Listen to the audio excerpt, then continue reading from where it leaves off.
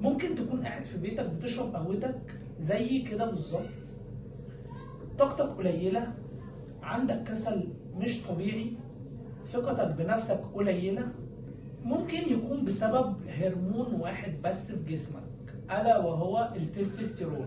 طب يعني إيه التستوستيرون؟ بص يا صديقي، بكل بساطة هو هرمون الرجولة أو الذكورة اللي في جسمك كله.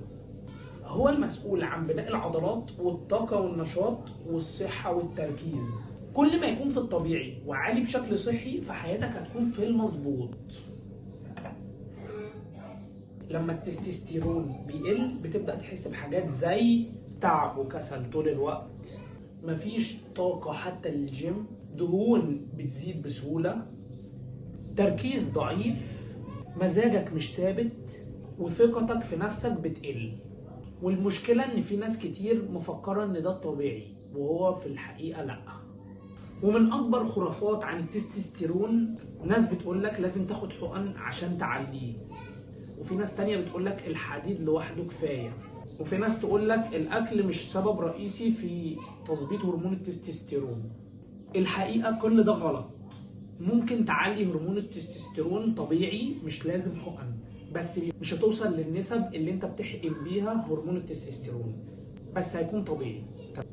الجيم لوحده مش كفاية، في عوامل تانية كتير زي مثلا الاكل والنوم، لو ظبطتهم مع الجيم طبيعي هرمون التستوستيرون هيزيد عندك.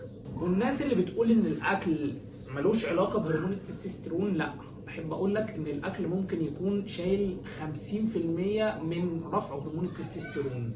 ظبطت اكلك هتعلي هرمون التستوستيرون. التمرين الصح، لو بتتمرن سكوات او ديد ليفت او تمارين البنج بكل اشكالها، بتأثر بشكل مباشر على هرمون التستوستيرون، بتعليه طبيعي. حاول تركز على التمارين دي وهتلاقي هرمون التستوستيرون رفع عندك بشكل طبيعي. والنوم، لو بتنام من 3 ل 4 ل 5 ساعات طبيعي هرمون التستوستيرون ينزل عندك. ظبط نومك، اعمل من 7 ل 9 ساعات وهتلاقي هرمون التستوستيرون بيرفع عندك طبيعي. لازم تزود في اكلك البروتين كالفراخ او صدور الدجاج والبيض واللحمه، كل ده مفيد جدا لهرمون التستوستيرون. والدهون الصحيه زي زيت الزيتون او المكسرات، ابعد عن الزيوت المهدرجه او الدهون المهدرجه. وتالت حاجه الفيتامين، ممكن تاخدها من الخضروات وممكن تاخدها على شكل كبسولات زي كبسولات الزنك، دي برضو بتساهم في رفع هرمون التستوستيرون طبيعي. الشمس او فيتامين دي حاجه بسيطه جدا بس تأثيرها كبير جدا. يعني انت حاول على قد ما تقدر في اليوم 10 دقايق ل 15 دقيقة في الشمس. ولازم تبعد عن الحاجات اللي هي بتقلل هرمون التستوستيرون زي السهر او السكريات او الدهون المهدرجة والاكل المضروب او قلة الحركة. والجيم بيساعد برضو بس بشرط تتمرن بجد مش هزار، ترفع الاوزان تدريجيا وما تفرهدش نفسك زيادة عن اللزوم عشان ما تعليش هرمون الكورتيزول اللي هو ضد هرمون التستوستيرون. طب هل انت محتاج مكملات؟ غالبا مش محتاج، بس ممكن تاخد حاجات بسيطة زي فيتامين دي او زنك. هما مش حل سحري بس هما بيساهموا بشكل رئيسي في رفع هرمون التستوستيرون. التستوستيرون مش رفاهية، ده اساس في حياتك كراجل.